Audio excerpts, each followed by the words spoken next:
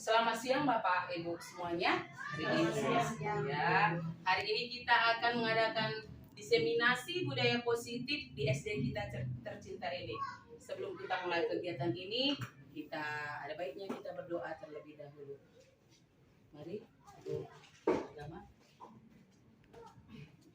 Sebelum kita mulai pelajaran kita, terlebih dahulu kita berdoa dulu. Puji dan syukur bagi dan hadiratmu ya Bapa, atas segala kasih-Mu pada siang ini dapat telah berkumpul di ruang ini pada segala hari kami akan memulai pelajaran kami menyerahkan serahkan anak Yesus Juru Selamat. Amin.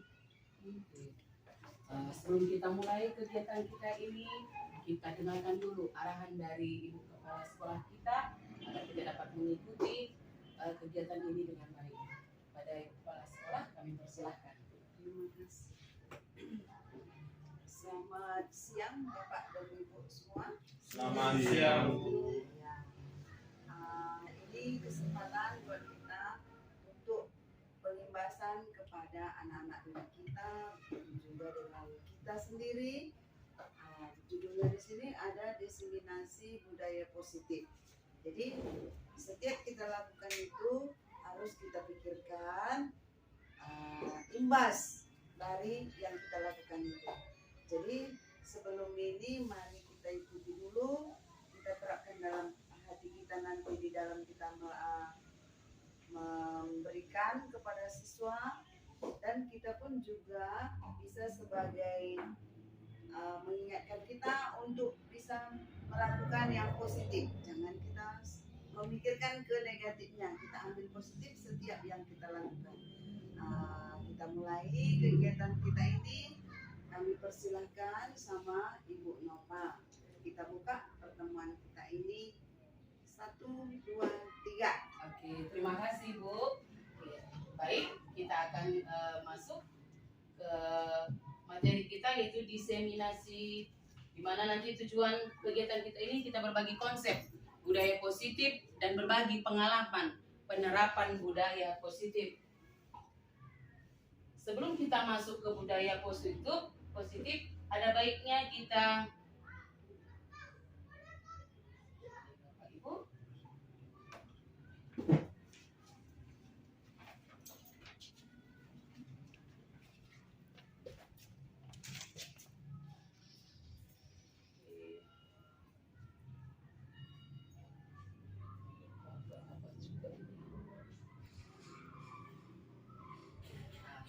kita masuk ke dulu apa sebenarnya tujuan pendidikan.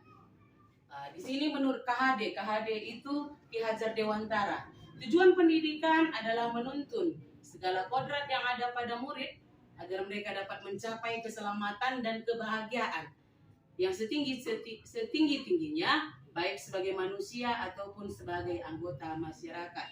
Oleh sebab itu, guru hanya dapat menuntun tumbuh dan hidupnya kekuatan kodrat yang ada pada murid agar dapat memperbaiki lakunya, hidup dan tumbuhnya kekuatan kodrat anak.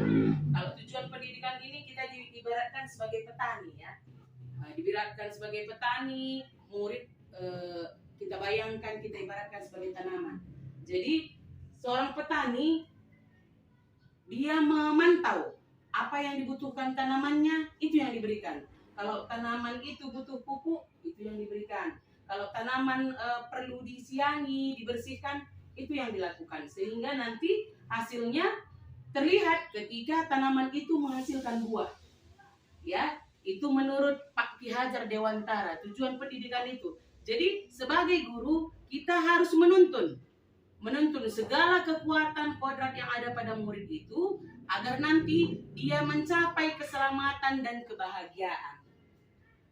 Itu kita mulai dengan tujuan pendidikan. Nah, sekarang kita masuk ke budaya positif. Ya, budaya positif itu sebenarnya apa? Kalau kita lihat di sini, budaya positif itu di sekolah, yaitu nilai dan kebiasaan di sekolah yang berpihak pada murid agar mereka dapat berkembang menjadi pribadi yang kritis, penuh hormat dan bertanggung jawab sesuai dengan profil pelajar Pancasila. Ya, nilai-nilai itu dapat kita lihat dulu dalam konsep budaya positif. Konsep budaya positif itu ada 7, yaitu perubahan paradigma belajar. Ini semua ya Bapak Ibu, ini merupakan konsep utama pelaksanaan budaya positif yang mau kita lakukan di sekolah ini. Sekarang kita masuk, apa itu paradigma? Perubahan paradigma.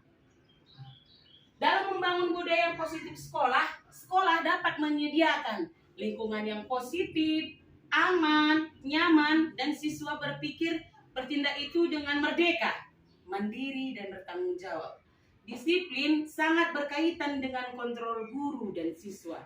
Jadi itu sangat mempengaruhi bagaimana kita sebagai guru memposisikan diri kita sebagai kontrol. Nah, oke, sekarang ini kita peragakan dulu. Cobalah buka. Anda sebagai A, tugas Anda lah menghafalkan 1 tangan. Coba bayangkan dalam kepala itu sesuatu yang berharga. Ya, ketika Anda perlu menjaga itu, menjaga sesuatu yang berharga. Ketika kita merasa berharga, pasti kita pertahankan ya. Kemudian ada teman kita berperan sebagai B. Dia berusaha agar kita membuka kepala kita. Boleh dengan membujuk, menghardik, marahi, banyak godaan agar kita membuka kepala. Oke, coba kita terapkan sebentar yuk. Nah, setelah kita terapkan, siapa sebenarnya yang memegang kendali untuk menutup kepala itu?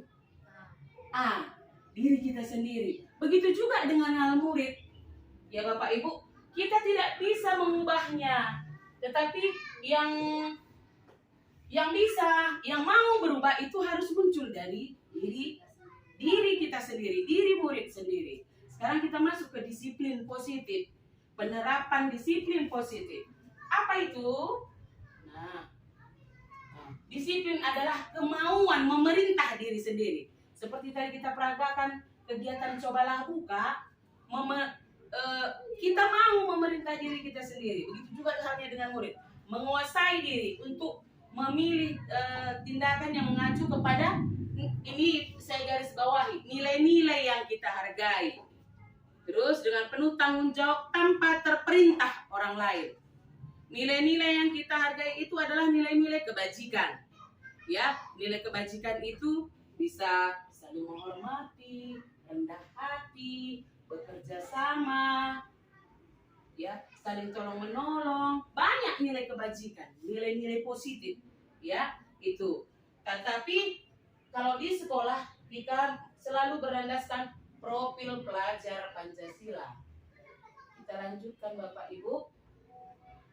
Sebenarnya seseorang melakukan kegiatan itu karena ada kebutuhannya. Ya, kita lihat dulu kebutuhan dasar manusia. Kebutuhan dasar manusia itu ada ingin rasa dicintai, sayang, kesenangan, kebebasan. Ya, kalau tidak tercukupi semuanya ini, pasti ada tindakan yang melenceng. Jadi bagaimana ini bisa tercukupi? Ya, seperti ini contohnya. Ibu Ria adalah guru kelas 6 SD Permai. Ya, dia sedang bingung menghadapi ulah salah satu murid di kelas. Mungkin juga kita pernah menghadapi seperti Ibu Ria yang bernama Agus. Beberapa anak mengeluhkan Agus yang seringkali meminta bekal makanan mereka dengan paksa. Ya, jika Anda menghadapi situasi seperti Ibu Ria, apa yang Anda lakukan? Menurut Anda, kira-kira apa alasan Agus melakukan hal itu? Ya, jika kita pada posisi Ibu Ria, bagaimana seharusnya kita bertindak? Ya. Dalam konteks penerapan disiplin positif, mungkin seharusnya Ibu Ria itu mencari tahu alasan Agus melakukan itu. Ya, dicari tahu mengapa Agus memaksa teman-temannya meminta bekalnya. Ya, itu kalau kita bertindak dalam penerapan disiplin positif. Terkadang mungkin sebagai guru kita bertindak langsung memarahi Agus tanpa mencari tahu apa alasan dia melaksanakan itu. Tetapi dalam penerapan disiplin positif sebaiknya atau mungkin harus kita sebagai guru mencari tahu alasan anak didik kita melakukan tindakan. Boleh berupa kesalahan, tetapi dalam melakukan kesalahan itu pasti ada sesuatu alasan murid itu bertindak. Ya, itu tugas kita sebagai guru. Nah, setelah kita menerapkan budaya positif, nah, ini di sini. Semua perilaku murid itu ada tujuannya. Ya, ini kita lihat teori motivasi perilaku murid. Satu, untuk menghindari ketidaknyamanan atau hukuman. Ya, ini pertanyaan, apa yang akan terjadi apabila saya tidak melakukannya? Itu mungkin motivasinya agar tidak dihukum. Gitu. Terus kedua, untuk mendapatkan imbalan dari orang lain. Apa yang akan saya dapatkan apabila saya melakukannya? Kalau di sini ada saya garis bawah kurung warna merah, ini motivasinya itu dari luar, eksternal. Kalau ini tadi motivasinya internal agar tidak nggak dihukum. Kalau ini agar mendapatkan upah, mendapat penghargaan, mendapat pujian dari guru. Gitu. Mungkin banyak yang kita lihat di kelas seperti ini, agar mendapatkan pujian murid terpacu. Terkadang kita sebagai guru, ayo anak-anak, siapa yang nanti selesai ibu kasih permen. Terkadang masih seperti itu kita laksanakan. Tapi kalau dilihat dari teori motivasi perilaku murid itu termasuk ke motivasi eksternal. Yang terbaik dari ketiga teori motivasi ini adalah untuk menghargai diri sendiri. Ya, saya akan menjadi orang seperti apa bila saya melakukannya. Ya, ini namanya motivasi internal dari dalam diri sendiri. Inilah tujuan budaya positif. Ya, jadi meskipun tak ada hukuman, meskipun tak ada penghargaan, tetapi motivasi itu muncul dari diri sendiri, dari murid sendiri. Jadi meskipun nggak diberi upah, tetapi murid mengerjakannya dengan semangat. Karena itu dia tahu untuk menghargai diri sendiri. Ketika dia mengerjakan sesuatu itu ada kepuasan dari dalam diri sendiri. Ya, ini yang mau kita tuju, yaitu munculnya motivasi internal dari murid itu dalam setiap tindakannya. Baik, kita akan lanjutkan lagi. Sebagai guru, ada 5 posisi kontrol kita. Ya, sebagai guru ada 5 posisi kontrol kita. Ada penghukum, pembuat rasa bersalah, sebagai teman, pemantau, dan manajer. Itu 5 posisi kontrol kita. Pada saat apa kita melakukan 5 posisi ini? Contohnya ini Bu. Ini tadi mau kita lihat amati tabel ini. Ini motivasi internal dan motivasi intrinsik. Ya. Jadi penghukum itu contohnya perbuatan yang dibuat guru itu menghardik, menunjuk, menyakiti, menyindir. Kata-katanya contohnya kalau kamu tidak melakukannya, saya akan begini. Gitu. Kalau kamu tidak membuang sampah itu, pulang saja ke rumah. Tidak usah sekolah. Jadi itu boleh berupa ancaman. Itu termasuk ke penghukum. Ya. Terus pembuat merasa bersalah. Ya. Saya kecewa sekali dengan kamu. Memang pelan-pelan kita ngomong, tetapi murid merasa rendah diri ketika kita ucapkan, saya kecewa dengan kamu. Terus ini contoh kata-katanya, kamu sudah mengecewakan ibu. Ya, ini kalau kita lihat ke atas, penghukum dan pembuat bersalah ini termasuk kontrol yang negatif. Yang termasuk kontrol guru yang positif itu sebagai teman, pemantau, dan yang terbaik itu sebagai manajer. Kalau teman, lakukanlah untuk bapak dan ibu. Gitu. Itu kata-kata guru. Terus kalau sebagai pemantau, menurutmu apa peraturannya? Apa konsekuensinya? Apa yang telah kamu lakukan? Itu guru memposisikan diri sebagai pemantau. Nah, yang terbaik itu manajer. Ya, sebagai manajer itu guru berkata, apa yang kita yakini? Nah, kalau kamu menyadarinya, maukah kamu untuk berubah? Jadi kita memancing kesadaran murid untuk menyadari kesalahannya, menyadari keyakinan yang tidak dilaksanakannya, dan menuntun murid untuk mau berubah. Jadi semuanya itu muncul dari dalam diri murid sendiri. Nah, tadi kita udah masuk ke posisi kontrol. Sekarang kita masuk keyakinan kelas. Apakah sih keyakinan kelas? Kenapa tidak dikatakan peraturan kelas? Nanti kita masuk dulu. Arti keyakinan kelas adalah nilai-nilai kebajikan. Tadi nilai kebajikan itu banyak sudah kita bilang. Atau prinsip-prinsip universal yang disepakati bersama secara universal. Suatu keyakinan akan lebih memotivasi seseorang jika datang dari dalam diri sendiri. Seseorang akan lebih bersemangat untuk menjalankan keyakinannya. Contoh kalau peraturan di kelas, misalkan kalau peraturan itu kamu harus piket setiap hari ini. Mungkin itu dari guru saja. Tetapi kalau keyakinan itu kita rembukkan bersama. Jadi apa yang kita yakini itu dari murid semuanya. Murid semuanya menyampaikan pendapatnya. Ya. Apa keyakinan kita? Misalkan tidak boleh terlambat. Tapi untuk membentuk suatu keyakinan kelas, kita ubahlah kalimatnya yang negatif. Itu kan ada kata tidak boleh terlambat, kita ubah menjadi kalimat positif. Hadir tepat waktu. Gitu. Jadi itu muncul dari murid sendiri, dia yang menyampaikan. Jadi ketika dia tidak mengikutinya, dia nggak keberatan, nggak merasa tersakiti, harus melaksanakan konsekuensinya kalau tidak melaksanakan keyakinan itu. Jadi suatu keyakinan akan lebih memotivasi seseorang jika datang dari dalam diri sendiri. Ya, kita lanjutkan lagi Bapak Ibu. Nah, pembentukan keyakinan kelas bersifat abstrak. Keyakinan kelas berupa pernyataan universal menyeluruh.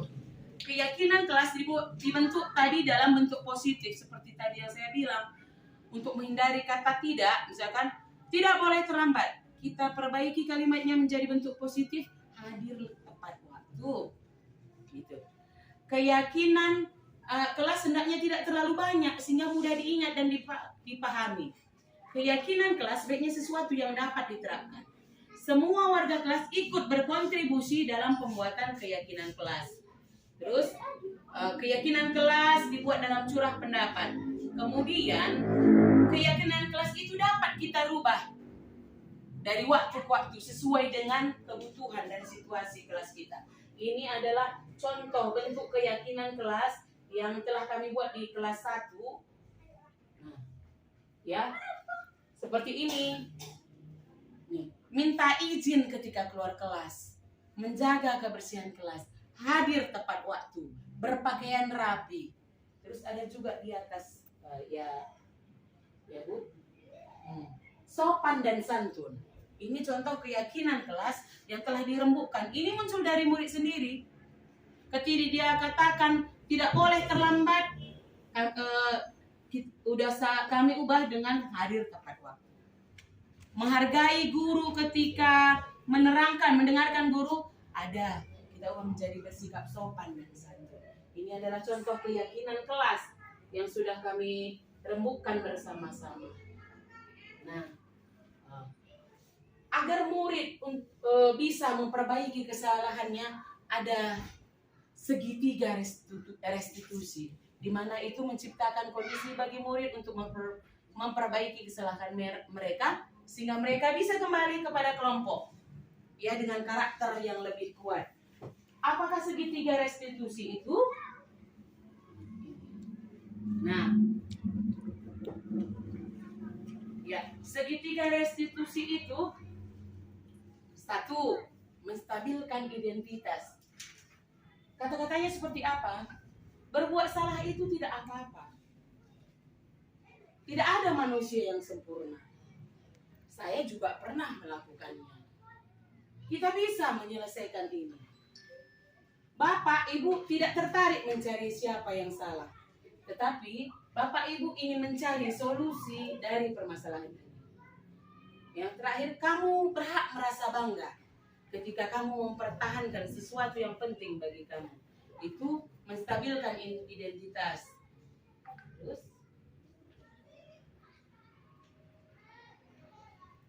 yang kedua, memvalidasi tindakan yang salah.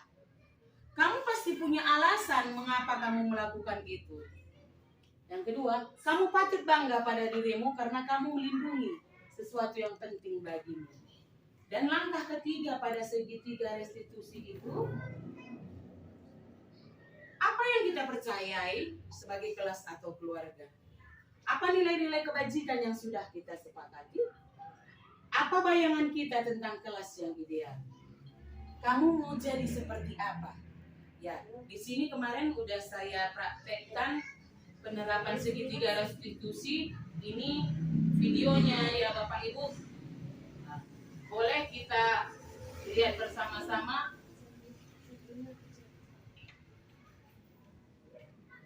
Sebentar speaker. Sebentar ya Bapak Ibu, kita buat pasang speakernya biar agar lebih, oh ya ya, agar lebih terdengar.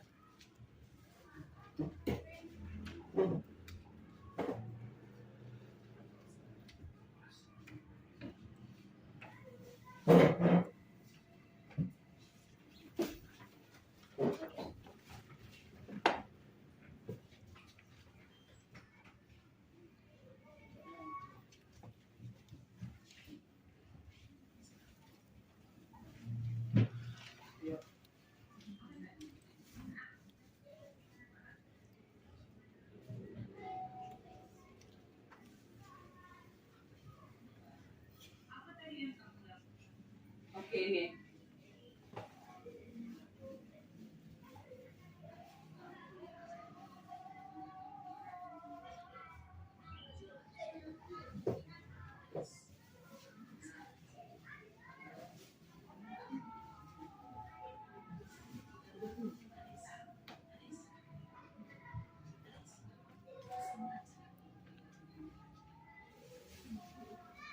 Oke.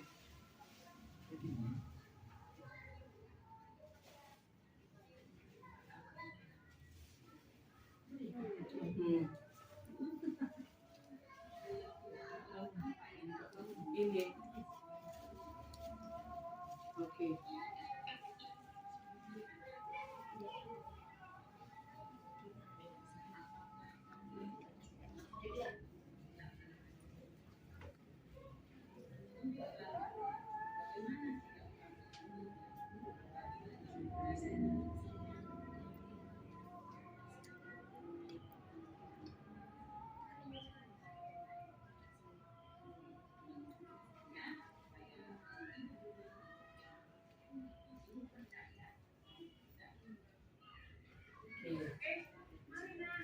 Oke.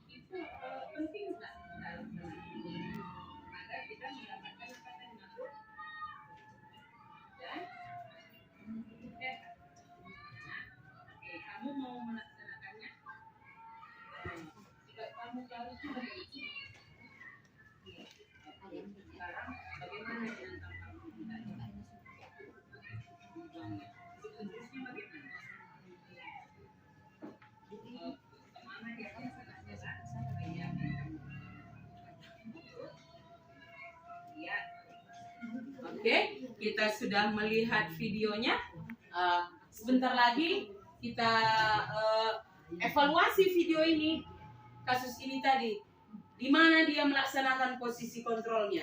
Kita ulangi kembali ya Bapak Ibu. Ya, Bu. Oke, ini tadi ada ada segitiga restitusi ya. Ini pada situasi. Oke, lihat ini.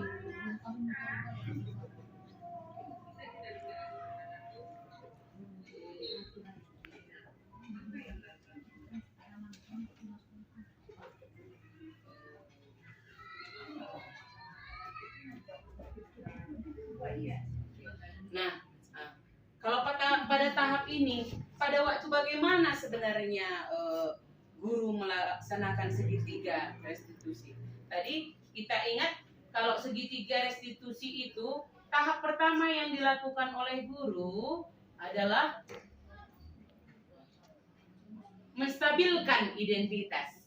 Ya, kata-katanya tadi berbuat salah itu tidak apa. Coba kita kembali lihat ke videonya. Pada saat dimana guru menstabilkan identitasnya. Ya. Coba lihat ya. Kita lihat. Ketika dipanggil ibu guru, pada saat mana guru melaksanakan menstabilkan identitasnya.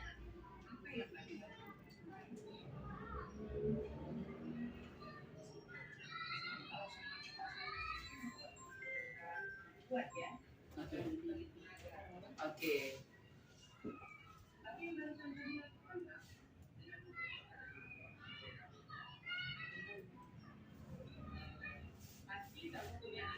Oke. Di sini dia sudah memvalidasi tindakan. Apa alasan anak ini membuang sampah?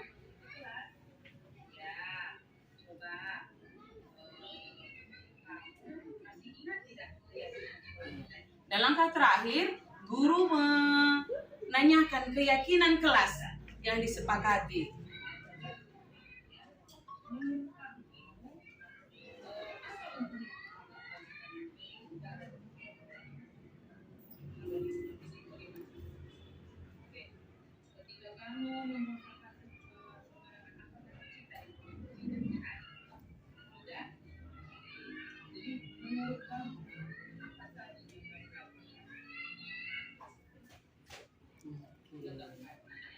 Ya, kita sudah mendengar ya dan melihat video tentang penerapan segitiga restitusi.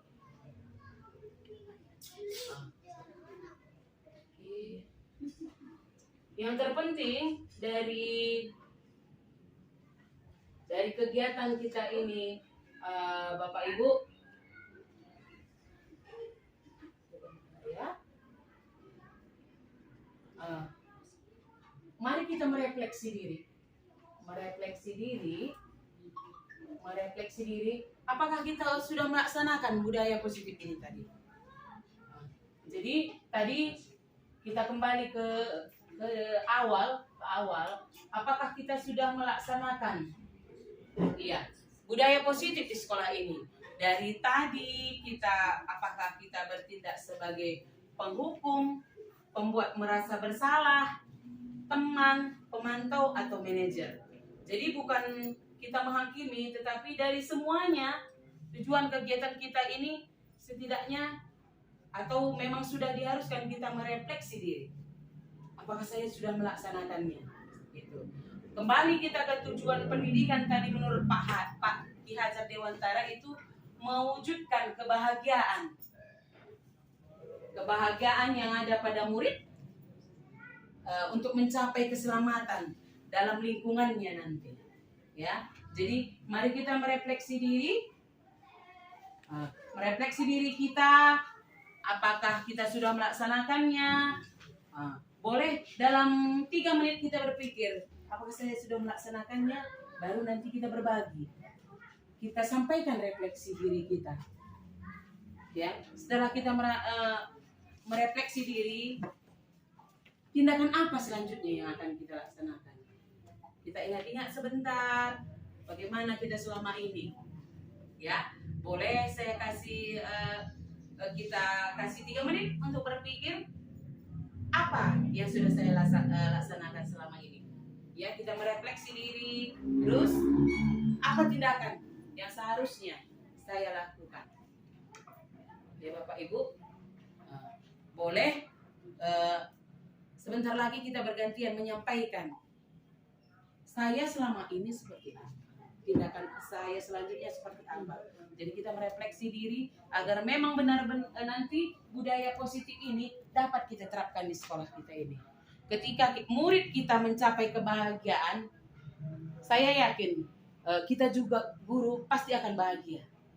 Ya, jadi sebentar lagi kita akan merefleksi diri bersama-sama. Mari kita bekerja sama agar kita dapat berkolaborasi untuk mencapai dan menerapkan budaya positif di sekolah kita. Oke, coba matikan aja dulu. Nanti tadi kita udah dengarkan konsep tadi Bapak Ibu. Mari kita ulang kembali posisi kontrol. Mari kita merefleksi diri. Di mana kita tempatkan selama ini posisi kita? Tadi udah kita tahu kalau penghukum itu menghardik. Kalau pembuat merasa bersalah, misalkan saya kecewa sekali denganmu. Teman, ayo nak, bisa jelaskan kepada ibu. Kalau pemantau, apa yang kamu lakukan? Kalau manajer itu tadi memunculkan motivasi dari dalam diri sendiri. Boleh Bapak Ibu kita refleksi sebentar, boleh 2-3 menit kita merenung. Di posisi apakah saya selama ini mengontrol murid? Ya, boleh kita renungkan sebentar. Nanti boleh berbagi Bapak Ibu ya, berbagi. Kalau di sini sifatnya bukan menghakimi, tetapi berbagi. Dari berbagi itu kita bisa mengambil pelajaran. Apakah sudah benar tindakan kita selama ini atau masih kurang tepat? Tadi kita sepakat untuk memunculkan budaya positif di sekolah kita ini. Jadi mari teman berbagi, nanti sama-sama kita berkolaborasi untuk memperbaikinya ke arah yang lebih baik. Boleh Bapak Ibu siapa yang mau menyampaikan refleksinya sesuai dengan posisi kontrol ini? Boleh Pak Bangun? Ya. Boleh? Ya. Terima kasih atas kesempatannya pada siang hari ini. Saya Pak Bangun sebagai guru olahraga di SD Negeri 040445 Kawajaya ingin merefleksikan tentang kita tadi, di mana selama ini saya masih terhadap murid saya buat yang terlambat. Selama ini saya selalu menunjuk, menghardik dan menghukum murid. Contohnya, kenapa Anda terlambat? Dia memberi alasan saya menghukum lari keliling lapangan ataupun menunjuk dia kau seperti ini. Saya kecewa kau terlambat, padahal dalam hati saya kau itu tidak terlambat.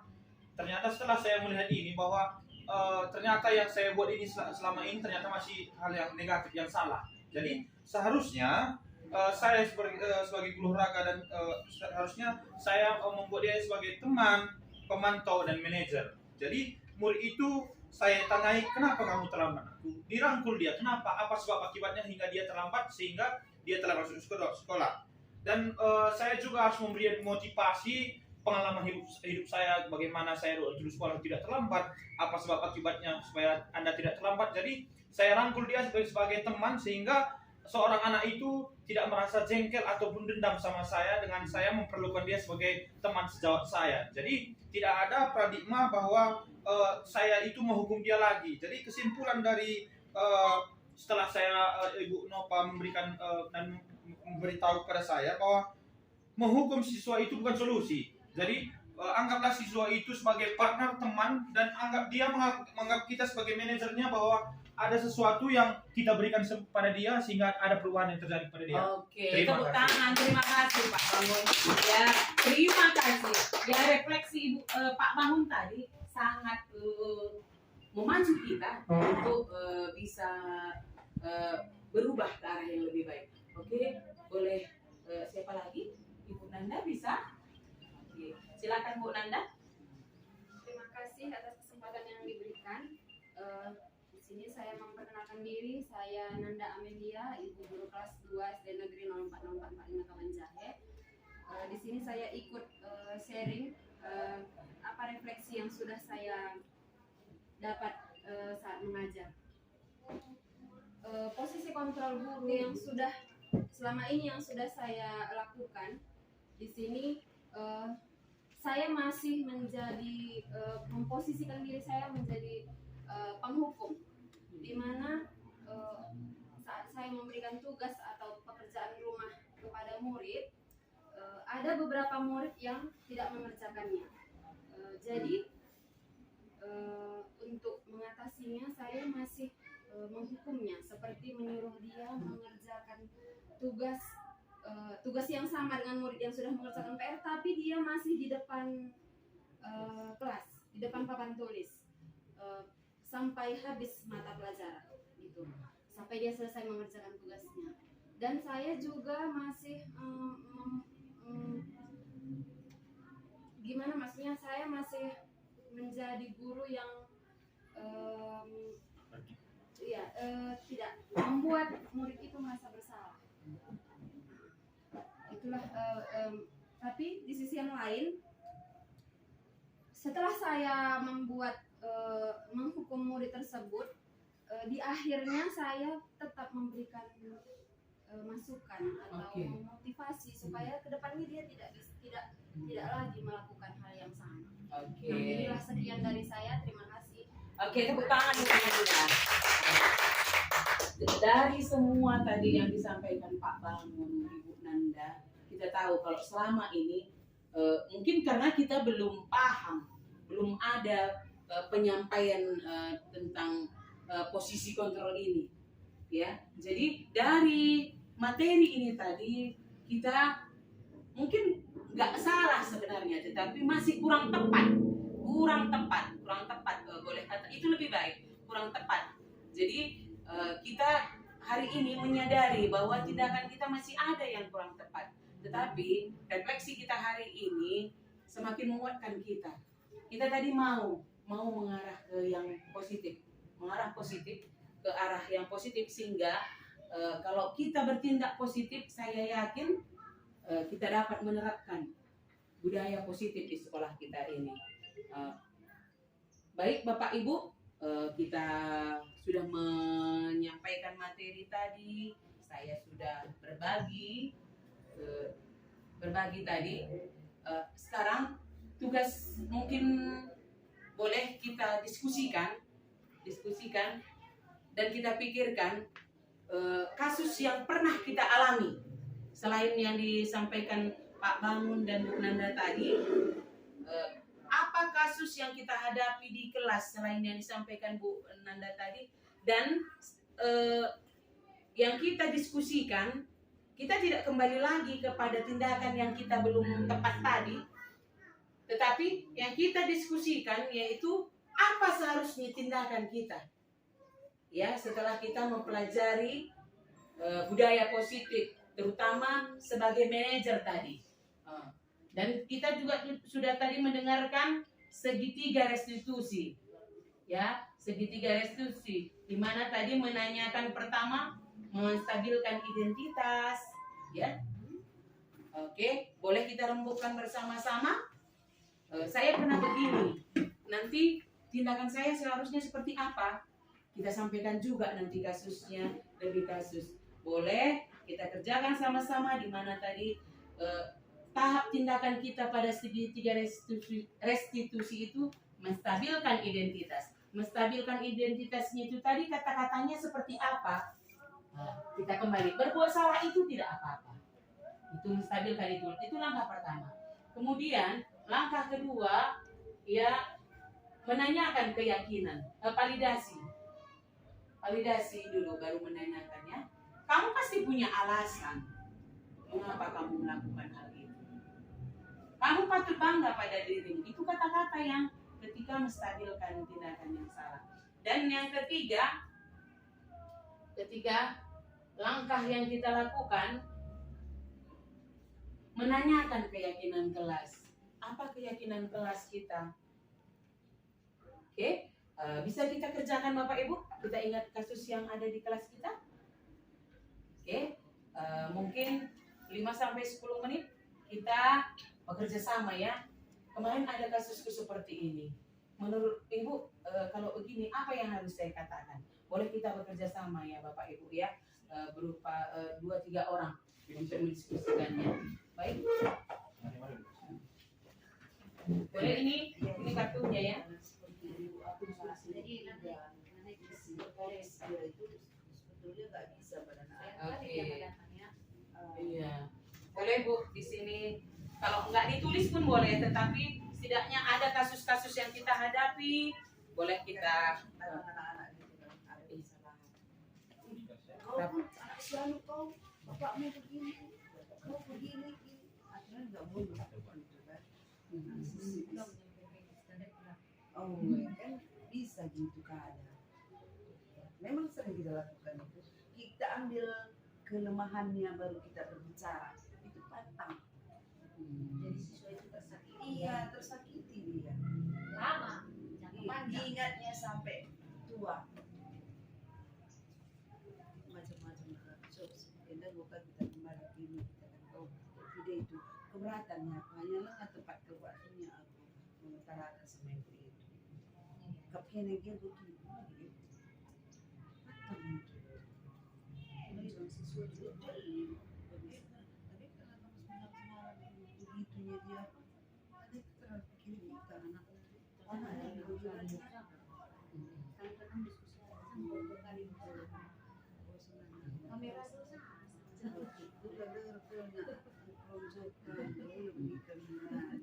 Ini kan sharing untuk kemajuan bahasa ini pas juga yang kita dengar itu. Jadi kita pun bisa merubah kita. Berarti aku sendiri salah gak kembali itu. Iya. Walaupun kadang Mungkin begini juga Bapak Ibu. Kenapa kita bertindak seperti itu? Mungkin kita belum paham sebenarnya, belum ada informasi seperti ini. Jadi tindakan itu kita anggap benar iya. karena belum kita dulu mengatakan iya. Nah, karena prinsipnya dulu belum ada paradigma seperti ini kita dengarkan. Ya, belum ada yang kita ketahui bahwa ketika menghukum itu anak berubah. Tidak kita pikirkan apa dampaknya ketika mau hukum. Ya, bagian aku lala ini gitu, misalkan kau tak pernah berubah ini kan sepertinya itu mengecilkan, membuat menyakiti hati siswa. Itulah mungkin ya. Memang kegiatan kita ini nggak seperti semudah memberikan tangan. Sebenarnya kan Iya. kita tahu pukulan itu kenapa nggak berubah? Dari dasarnya udah salah. Iya, itulah makanya kata Pak Bangun itu dasarnya itulah intrinsiknya. Yang kita ubah itu harus memang dari kita tanamkan dari dalam dirinya. Jadi mau apapun kalau udah dalam dirinya mau disiplin, mau tertib, tidak mau mengganggu orang lain, kalau memang itu udah muncul dari dalam dirinya, nggak bisa diubah gitu. Maksudnya pasti itu misalkan seperti tadi kita kepalkan tangan, mau dihardik, mau dirayu pun, kalau memang motivasi itu dari dalam diri sendiri, pasti itu. Tapi kalau misalkan itu namanya tadi motivasi intrinsik dalam diri sendiri. Tapi kalau motivasi eksternal, gelah aku biar aku dapat pujian, gelah biar aku dapat hadiah, biar aku tidak dihukum, itu mudah goyah itu. Coba kalau misalkan nggak ada nanti yang motivasinya biar aku dapat pujian. Kadang kita guru nggak selalu mungkin siap untuk memberi pujian. Bisa dia langsung down. Sekarang bisa kita beri hadiah, dia semangat. Tapi besok tak ada hadiah kita persiapkan, bisa nggak adanya hadiahnya kalau belajar itu. Gitu-gitu aja. Iya. Tapi kalau motivasi itu muncul dari dalam diri itu, ya mau tidak ada hadiah, mau ada hukumannya, ada konsekuensinya, saya harus mengerjakan ini. Ya, jadi penanaman budaya ini tadi sebenarnya harus kita tanamkan, harus kita tuntun siswa. Kalau kita yang menanamkan sebenarnya nggak bisa, tetapi kita yang menuntun siswa agar motivasi itu muncul dalam dirinya sendiri. Iya. Kenapa nggak berubah? Karena mungkin belum tertanam mungkin ya, belum masuk ke dalam. Tapi kalau sudah memang tertanam dalam dirinya, sudah kuat gitu motivasinya, saya yakin lambat laun. Tapi langsung berubah, tidak seperti membalikkan tangan. Ya, ayo Bapak Ibu kita semangat, semangat. Hasilnya memang bukan besok, tetapi mungkin berapa bulan lagi. Ketika hasil itu terwujud, nggak hanya murid yang bahagia, kita pun melihatnya pasti bahagia. Oh, anak itu sudah berubah. Oh, anak itu tanpa disuruh sudah dilaksanakan. Jadi kalau sudah ini terjadi, saya rasa beban kita, pekerjaan kita semakin berkurang. Karena semuanya murid itu dengan rela hati, dengan semangat, tanpa ada unsur paksaan, tanpa ada rayuan, itu dia melaksanakan budaya positif. Berarti itu harus kita terapkan dari kelas dasar dulu. Iya, sebenarnya Dasar, iya. Sehingga sebelum contoh contoh yang selalu kita lihat di setiap kegiatan sehari-hari, contoh kita belum sampai di kelas. Itu kalau misalnya kita ajarkan ini, kemungkinan murid tidak akan datang kan. Dia sudah belajar sendiri. Iya. Karena dia sudah ditanamkan dalam dirinya bahwa tanpa belum datang pun guru, dia sudah bisa melaksanakan karena sudah ada rasa dari dalam diri, enggak karena suruhan oleh guru atau bapak ibu guru. Iya, ya nggak adanya guru boleh keluar lari keluar. Tapi kalau ada guru dia tertib. Gitu. Itu sebenarnya motivasi internal, eksternal. Tapi kalau ada motivasi internal itu, mau ada guru, mau nggak ada guru, tak ada kegiatan guru, dia laksanakannya dengan senang hati. Ya Bapak Ibu, mungkin boleh tadi kita diskusi tentang satu kasus. Mungkin yang pernah kita tetapi penanganannya Bapak Ibu kita laksanakan sesuai yang kita pelajari tadi. Ke hal yang positif tadi. Iya, karena positif tadi. Kalau selama ini mungkin masih kurang tepat, negatif. Kita itu udah kita hilangkan. Tetapi ada kasus seperti ini. Saya mau nanti melaksanakannya, misalkan masih ada murid yang terlambat. Seperti tadi Pak Bangun bilang, selama ini masih memposisikan diri seperti penghukum. Tapi kalau nanti masih ada, entah masih ada murid yang terlambat. Tadi apa yang kita lakukan? Gitu. Tadi udah diterangkan Pak Bangun. Boleh ibu yang lain, boleh. Mungkin teringat kasusnya seperti ini yang sering terjadi. Nanti sikap saya seperti apa? Gitu. Dari pembelajaran kita hari ini, yang terpenting itu tindakan. Jadi kalau memang ilmunya kita udah dapat, alangkah lebih baik kalau ilmu ini ditindaklanjuti, dipraktekkan, ya, sehingga budaya positif itu tidak hanya di awang-awang aja mungkin ya, di pikiran kita aja, tetapi terlaksana, nyata ya Bapak Ibu. Ya. Oke, bagaimana Bapak Ibu? Apa yang masih mau menyampaikan? Kasus-kasus yang terjadi atau masih cukup? Udah cukup?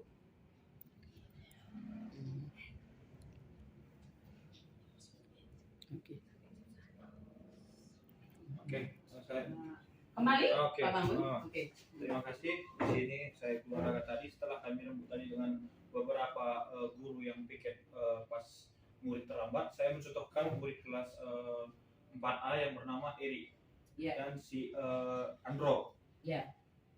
Saya kemarin setelah kami rembuk, ternyata bahwa studi kasus yang saya alami tadi, Eri terlambat ternyata karena menunggu teman. Selama ini kami tidak membuat dia seperti teman, sehingga dia terlambat langsung kami hukum, lari keliling lapangan, efek jerahnya tidak ada. Setiap hari dia terlambat berdua. Jadi setelah kami melihat dan tahu bahwa kami setelah menyelidiki bahwa ternyata dia terlambat karena menunggu teman. Jadi kami rangkul dia sebagai teman, dan kami sebagai motivatornya sih kami memberi, tidak usah menunggu teman, anakku datang cepat dari rumah, tidak usah menunggu teman, sehingga kamu tidak akan terlambat sekolah. Tapi jika kamu menunggu teman, kalian berdua akan terlambat. Jadi setelah kami motivasi dan kami beri arahan, ya kami akan memantaunya selama seminggu ini, apakah ada perubahan setelah kami beri motivasi dan kami tidak menghukumnya. Terima kasih. Oke, terima kasih Pak Bangun. Pak Bangun. Oke, ada lagi Ibu Riata? Bisa sampaikan? Saya hanya mau bertanya ya Bu. Oke. Ada siswa kami, saya sudah melakukan pendekatan kepada siswa tadi agar dia bisa menyelesaikan PR. Dia sebenarnya bukan anak yang tidak mampu belajar, dia anak yang mampu belajar. Saya sudah memanggil orang tuanya dan kami sudah bekerja sama agar siswa ini mengerjakan tugasnya. Suatu hari ya, pada hari Selasa dia mengerjakan tugasnya tadi dan kami satu kelas memberikan apresiasi kepada si Bastian. Pada hari berikutnya dia tidak mengerjakan tugasnya lagi, Bu. Di sini apa yang harus saya lakukan supaya Bastian bisa mengerjakan tugas? Terima kasih. Itu tadi kasus yang disampaikan Ibu Riata. Mari Ibu, Bapak Ibu bersama-sama kita menyampaikan masukan, ya, masukan kepada Ibu Riata. Apa seharusnya tindakan dia dalam kasus seperti tadi? Bastian bukannya tidak mampu belajar, dia bisa, tetapi seringkali nilainya pekerjaan PR-nya tadi ya Bu tidak dilaksanakan. Sudah berkonsultasi juga dengan orang tua, sehari dikerjakan, tapi kemudian berulang kembali, tidak mengerjakan kembali. Menurut kita, ketika kita tadi di posisi kontrol yang seperti ini tadi, yang apa tindakan yang sepatutnya kita laksanakan? Bagaimana kalau begini? Mungkin ini dari saya ya Bapak Ibu, kan kita panggil dulu muridnya, terus boleh ada kata pembuka atau bagaimana, kemudian kita laksanakan menstabilkan, mungkin pasti kita pancing si Bastian untuk bercerita, kenapa tidak selesai PR-nya? Ya Bu, saya asik main game Bu, terus saya ngantuk ketiduran, mungkin seperti itu. Terus menstabilkan mungkin nggak langsung kita buat, ya rusak nanti matamu itu kalau kamu main game. Terus kalau main game kamu terus bagaimana jadinya gitu. Misalnya kita nggak membuat langsung merasa bersalah kepada siswa itu, tapi kita menstabilkan identitas. Memang kalau main game itu asik ya, banyak permainannya, nggak monoton, nggak bosan kita ya, gitu ya. Jadi dia nggak langsung kita hakimi, iya. Kalau ibu lihat permainan itu memang menyenangkan, asik untuk bermain. Jadi dia kan itu terpancing dia bercerita. Terus kemudian tadi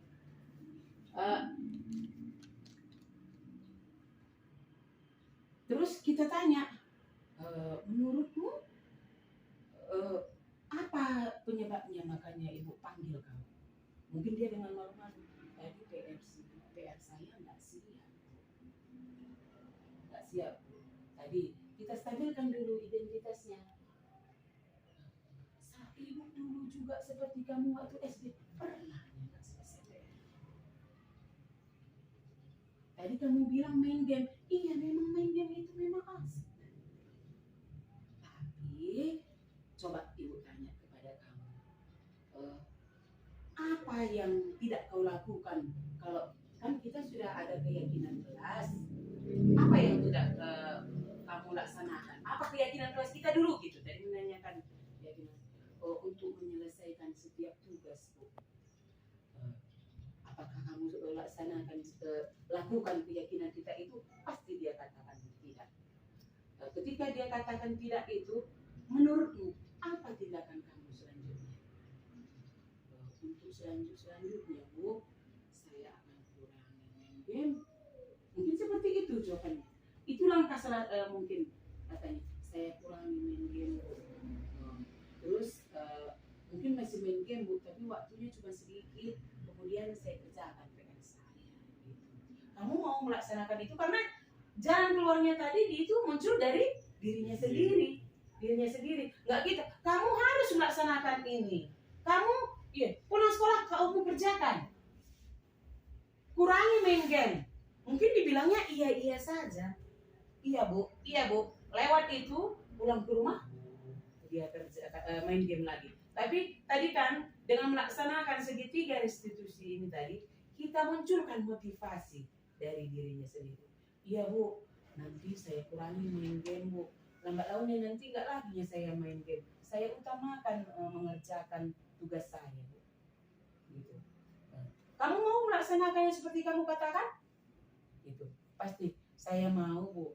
Mungkin nggak langsung seterusnya, tapi setidaknya bertahap kita kontrol juga, kita pantau juga perkembangan perubahan yang dilakukan Bastian. Mungkin seperti itu ya, Bu Rianta. Coba Bapak Ibu ada masukan kembali dengan kasus yang disampaikan di Bu Rianta. Sudah setuju? Jadi pelaksanaan kita melaksanakan segitiga restitusi tadi ya Bapak Ibu. Dari pertama, menstabilkan identitas. Kemudian, memvalidasi tindakan yang salah. Dan yang terakhir, menanyakan keyakinan yang sudah disepakati. Keyakinan kelas. Itu langkah-langkahnya. Jadi, ketika kita melaksanakan segitiga restitusi ini, saya yakin murid itu nggak merasa terbebani. Ya, nggak merasa dihakimi. Tetapi kita tuntun untuk berubah ke arah yang lebih baik. Ya Bapak Ibu, masih ada? Oke, masih ada? Ya. Dari jadi kalau sudah kita dengarkan ini semua, berarti harus kita terapkan di sekolah kita gitu. Ya. Seperti tadi kesimpulannya mungkin dari ini semua apa tadi Pak Bangun bilang terapkan budaya positif bertahap. Mungkin banyak tantangan kita nanti untuk menerapkan budaya positif itu. Tapi mari Bapak Ibu kita tetap berkolaborasi, kita bekerja sama. Ketika ada nanti tantangan, mari sama-sama menghadapinya. Ketika ada tantangan, tidak langsung menyerah. Tetapi saling menguatkan, saling berkolaborasi agar tercapai tujuan kita, terlaksana budaya positif di sekolah ini. Cukup sekian mungkin yang bisa saya sampaikan, tetapi boleh Bapak Ibu bisa sampaikan selain yang saya sampaikan tadi, apa menurut Bapak Ibu yang terpenting selain yang saya sebutkan tadi, selain yang disebutkan Pak Bangun? Boleh apa Bu Riata? Ya, yang dari ini apa yang terpenting? Ya, jadi kita sebagai pendidik mulailah dari diri kita sendiri, diri kita dulu yang berubah. Iya. Setelah kita bisa menyadari bahwa kita sebagai guru dan kita menyadari bahwa siswa itu mempunyai minat bakat yang berbeda masing-masing, jadi kita bisa menyelesaikan suatu masalah di sekolah kita ini mungkin dengan segitiga restitusi yang sudah Ibu sampaikan kepada kami, karena kami harus menstabilkan dulu identitasnya, baru kami meyakinkan dia, dan kami harapkan mulai dari sekarang, terima kasih Bu, kami sudah bisa dan akan kami terapkan di sekolah kami. Mungkin kami selama ini tidak tahu bagaimana itu perbedaan hukum dan konsekuensi, kami sudah bisa berubah Bu. Oke, tepuk tangan dulu buat kita. Terima kasih Bapak Ibu buat semuanya. Sebelum kita tutup, tadi kita buka juga kan dengan doa. Oke, alangkah baiknya kita tutup juga dengan doa. Oke, mari Bapak Ibu, Bu Rasta kembali.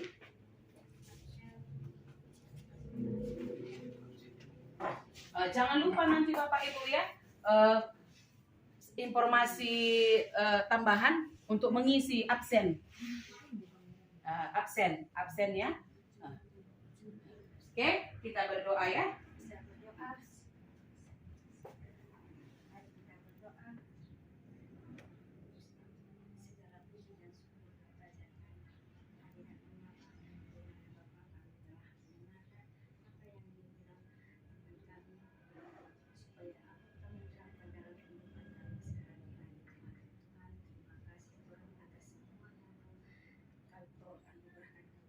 diminta kami laksanakan. Inilah doa secara singkat kami serahkan pada anak Yesus Juru Selamat. Amin. Oke, amin.